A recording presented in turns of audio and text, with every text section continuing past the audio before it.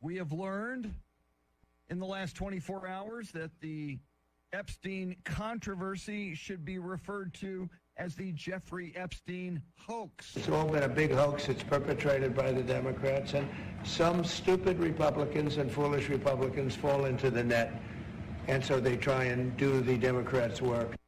Going to be very, very interesting, Mr. T.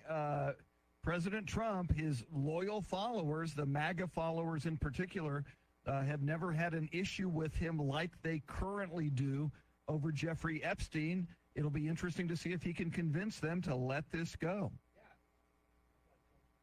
I'm not so sure that he can. Some people will never come back from this.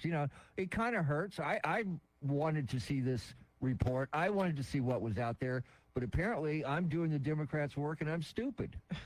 And wasn't this something promised by President Trump during his campaign? Full transparency. And the fact that he is backing off on this just raises so much suspicion about what it is he is trying to hide.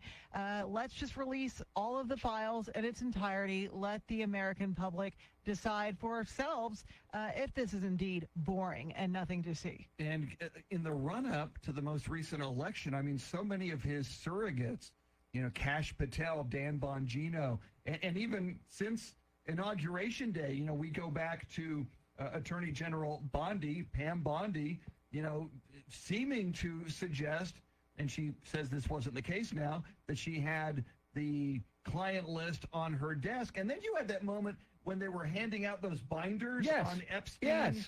And that came from the Attorney General's office to show, we got these binders, we got information, it's all coming your way. A lot of this, and Sheridan has used this term, has been self-inflicted. Self-inflicted, and making Pam Bondi look like, is she going to be the scapegoat on this? Is she going to be the one that takes a fall? Because I don't know. And I just